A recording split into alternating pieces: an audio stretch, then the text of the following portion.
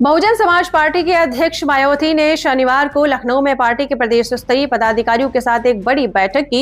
इस बैठक में सभी जिला, मंडल और विधानसभा अध्यक्ष मौजूद रहे हैं। आपको बता दें चलें, बैठक के दौरान मायावती ने संगठन की मजबूती पर चर्चा करने के साथ साथ केंद्र और राज्य सरकारों की कार्यशैली और संसद के मौजूदा हालातों पर तीखा हमला बोला है। मायावती ने साफ कहा है कि आज देश की राजनीति जनहित के बजाय आपसी द्वेष और नफरत की दिशा में बढ़ गई है। लगातार एक दूसरे को जातिवाद की तरीके से गालियां दी जा रही है। मायावती ने संसद की कार्यवाही पर गहरी नाराजगी प्रकट करते हुए कहा कि वहां सत्ता पक्ष और विपक्ष के बीच जनहित के मुद्दों को चर्चा होने के बजाय एक दूसरे को नीचा दिखाने का ड्रामा और खेल खेला जा रहा है। उन्होंने कहा कि ये बेहद दुर्भाग्यपूर्ण है। दोनों पक्ष संविधान के मान सम्मान और गरिमा को भूल रहे हैं। टैरिफ जैसे महत्वपूर्ण जनहित के मुद्दों पर संसद में स्थिति स्पष्ट होनी चाहिए थी, लेकिन आपसी विवाद के कारण उन्हें दरकिनार कर दिया गया। सत्ता और विपक्ष दोनों को ही संसद चलाने के स्थापित कानूनों का पालन करना अति आवश्यक है, लेकिन ये लोग पालन नहीं कर रहे हैं। जाति और धर्म की आड़ में चमक रही राजनीति। सरकार पर निशाना साधते हुए बसपा प्रमुख ने कहा है कि मौजूदा सरकारें जनहित के मुद्दों पर ध्यान देने की बजाय धर्म और जाति की आड़ में अपनी राजनीति चमकाने में जुटी हैं, अपनी राजनीतिक रोटियां सेकने में जुटी हैं। इससे समाज में नफरत और द्वेष फैलता है, जो जनहित में सही नहीं है। उन्होंने पार्टी पदाधिकारियों को निर्देश दिया है कि गरीबों, ओबीसी, एससी, एसटी, अल्पसंख्यकों के साथ साथ किसानों, मजदूरों और व्यापारियों की दयनीय स्थिति पर जनता का ध्यान आकर्षित करें। मायावती ने संसद की कार्यवाही पर गहरी नाराजगी प्रकट करते हुए कहा है कि वहां सत्ता पक्ष और विपक्ष के बीच जनहित के मुद्दों पर चर्चा होने के बजाय एक दूसरे को नीचा दिखाया जा रहा है, नीचा दिखाने का ड्रामा खेला जा रहा है। उन्होंने कहा है कि बेहद दुर्भाग्यपूर्ण है कि दोनों पक्ष संविधान के मान सम्मान और गरिमा को भूल रहे हैं। टैरिफ जैसे महत्वपूर्ण जनहित के मुद्दों पर संसद में स्थिति स्पष्ट होनी चाहिए, लेकिन दुर्भाग्य की बात ऐसा है कि यहाँ पर स्पष्ट नहीं है और लगातार दरकिनार कर दिया गया है। सत्ता और विपक्ष दोनों को ही संसद चलाने के स्थापित कानूनों का पालन करना चाहिए। नमस्कार, मैं MD Shibu, crime bureau Lucknow से। इस वक्त मैं बहन मायावती जी के आवास में मैं मौजूद हूँ। अभी यहाँ पे 2027 को लेकर आज यहाँ पे जो बैठक हुई है, उस पे बहन मायावती जी ने क्या क्या चर्चा की, आप लोगों का 2027 में प्लान क्या है?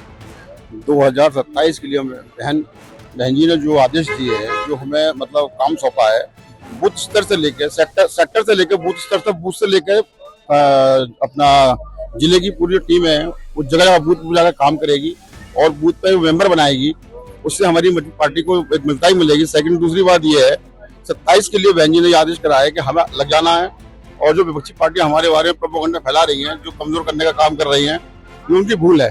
2027 के अंदर माननीय बहन जी के अलावा कोई दूसरा आने वाला नहीं है।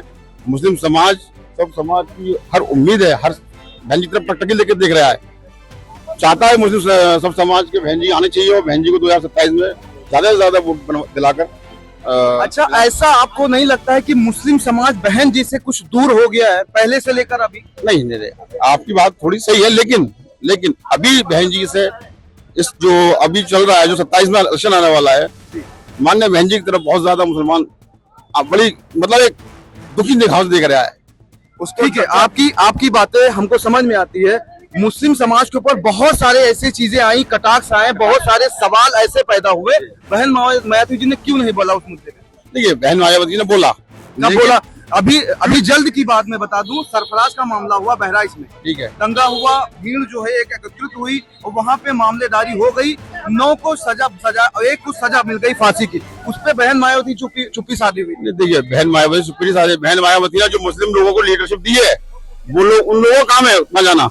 बहन जी सो जाएंगे वहाँ, ठीक है, उन लोगों का को नहीं चाहिए थी, तो उनका एक भी स्टेटमेंट नहीं आया मायावती जी। हमें वही बताना चाह रहा हूँ ना, जो हमारा जो कार्यकर्ता जो लगा हुआ है, जो बहन जी ने उसको जिम्मेदारी दी हुई है, उनका काम था वहाँ जाकर के उस क्षेत्र में जाकर के लोगों के बीच काम करते हुए, पता करते हुए क्या वजह रही, क्या कुछ तो कमजोरी नहीं है ना, इसलिए तो मुसलमान दूर हुआ हमसे। सही है, आपने एक बात सही बोली है कि मुसलमान अगर दूर हुआ है तो उससे आप उसका कमजोरी नहीं। हाँ, ठीक है, उसको इकट्ठा करने का आपका 2027 में क्या रहेगा? कैसे आप लोग, और बहन जी ने क्या निर्देश जारी? 2027 के अंदर बहन जी ने जो कार्य किए मुस्लिम समाज के लिए, हमने तो हर जगह जाकर जो अपनी जो रैली हुई थी हमारी अक्टूबर में, जो बहन जी ने बताया था, और फिर यहाँ एक रैली ली थी, उसमें लिया था प्रोग्राम में, तो बहन जी ने जो हमें वो दी थी, एक प्रति जिसमें लिखा हुआ था, तो हमने जगह जगह बताया कि मुसलमानों के लिए क्या काम किया बहन जी ने।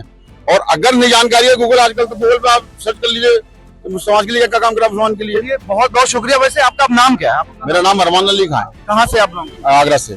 आगरा से अरमान अली खान साहब, आपका बहन मायावती ने, आपने कोई वहाँ पे किस पद पे है वहाँ पे? मैं आगरा कोऑर्डिनेटर हूँ, मंडल कोऑर्डिनेटर हूँ। मंडल कोऑर्डिनेटर है मुस्लिम भाईचारा। मुस्लिम भाईचारा से। बहुत बहुत शुक्रिया आपका मेरे चैनल से जुड़ने के लिए। देखते रहिए लखनऊ सुपरफास्ट एमडी शिबू के साथ। Thank you.